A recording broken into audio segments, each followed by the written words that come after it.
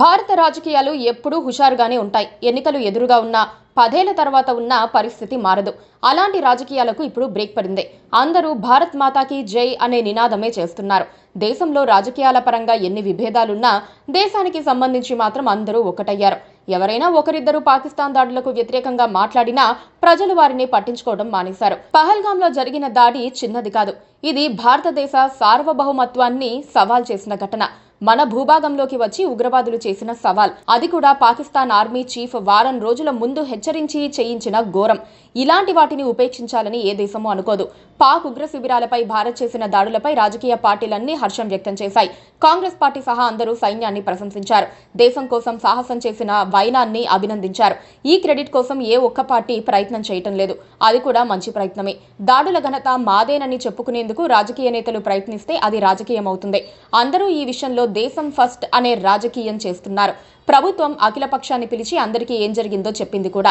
దేశ అంతర్గత అంశాల్లో ఎన్ని రాజకీయాలు చేసుకున్నా సరే, కానీ భారత అంతర్గత భద్రతకు ముప్పు వస్తే మాత్రం సహించే ప్రశ్నే ఉండదు. సరిహద్దుల్లో అలజడి రేపాలన్న ఆలోచన కూడా చెయ్యకూడనంత బాగా సమాధానం ఇవ్వాలి. ఆపరేషన్ సింధూర్ అలాంటిదే. ఇది అంతటితో ఆగిపోతుందని అనుకోవటం లేదు. చివరి టెర్రరిస్ట్ ను చంపే వరకు అవిశ్రాంతంగా పనిచేయాలి. అప్పుడే ప్రపంచానికి భద్రత ఉంటుంది. బలమైన నాయకత్వం ఉంటే అది కుటుంబానికైనా, సంస్థకైనా, దేశానికైనా ప్లస్ పాయింట్. ఎలాంటి పరిస్థితుల్లోనూ కంగారు పడకుండా వ్యూహాత్మకంగా నిర్ణయాలు తీసుకుంటే విజయాలే తప్ప అపజయాలు ఉండవు. ఈ విషయంలో భారత ప్రధాని నరేంద్ర మోదీది అద్భుతమైన నాయకత్వం. ఉగ్రదాడులు జరిగినప్పటి నుండి ఆయన తీసుకున్న నిర్ణయాలు, వ్యవహరించిన విధానం, అవసరమైతే తొనకకుండా బెనకకుండా కఠిన నిర్ణయాలు తీసుకునే స్థిత ప్రజ్ఞత ఆయన సొంతమని తెలిసేలా చేసింది. ఆవేశంలో తీసుకునే నిర్ణయాలు అనర్థాలకు దారితీస్తాయని ఆయనకు బాగా తెలుసు. అందుకే పూర్తి స్థాయిలో సమాచారం సేకరించేలా చూసుకున్నారు. ఉగ్ర క్యాంపులు, వాటిపై ఎలా దాడి చేయాలో ప్రణాళికలు వేసుకున్నారు. ముఖ్యమైన ఉగ్రవాదులు ఎక్కడెక్కడ ఉంటారో కూడా సమాచారం వచ్చేదాకా చూసుకున్నారు. పాకిస్తాన్కు ఎలాంటి సమాధానం పంపాలో అలాంటి సమాధానం పంపే వరకు ఆయన తొనకలేదు. ఎక్కడా ఓ ప్రకటన కూడా చేయలేదు. ఉగ్రవాదుల్ని ఉపేక్షిస్తే వారు తర్వాత కశ్మీర్ అంతా అల్లుకుపోయే ప్రమాదం ఉంది. ఆర్టికల్ 370 రద్దు తర్వాత కలుగుల్లోకి వెళ్లిపోయిన వారు ఇప్పుడు బయటకొస్తున్నారు. వారు మళ్లీ ఆయుధాలతో రెచ్చిపోతే కట్టడి చేయటం అసాధ్యమవుతుంది. అందుకే మొక్కగా ఉన్నప్పుడే తెంపాలనుకున్నారు.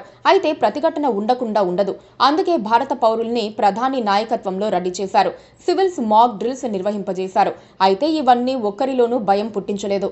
అంతా తమ బాధ్యతగా తీసుకున్నారు. అక్కడే ప్రధాని నిర్ణయాల్లో ఉన్న మ్యాజిక్ బయటపడుతుంది. దేశ ప్రజలకు భయం అనేది లేకుండా అప్రమత్తంగా ఉండేలా చేయటంలో సక్సెస్ అయ్యారు. మోదీ బలమైన నాయకుడు. దేశంలో ఆయన చేసే రాజకీయాల పట్ల చాలా మందికి భిన్నాభిప్రాయాలు ఉండుండవచ్చు. కానీ దేశం కోసం ఆయన తీసుకునే నిర్ణయాల విషయంలో ఆయన ఎంత బలంగా ఉంటారో చాలాసార్లు బయటపడింది. ఇప్పుడు మరోసారి వెలుగులోకొచ్చింది. 26 అమాయక ప్రాణాలకు ప్రతీకారం పాకిస్తాన్ భూభాగంలోనే వాళ్లను కొట్టిన వైనం. సత్తా చాటిన భారత సైన్యం, తలెత్తుకోలేక కుమిలి కుమిలి ఏడుస్తోన్న పొరుగు దేశం, తొడగొట్టడానికి కూడా ఓపిక లేని శత్రు సైన్యం ఇచ్చింది శాంపులే.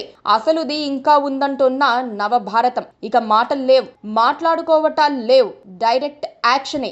జై జవాన్, మేరా భారత్ మహాన్. Please subscribe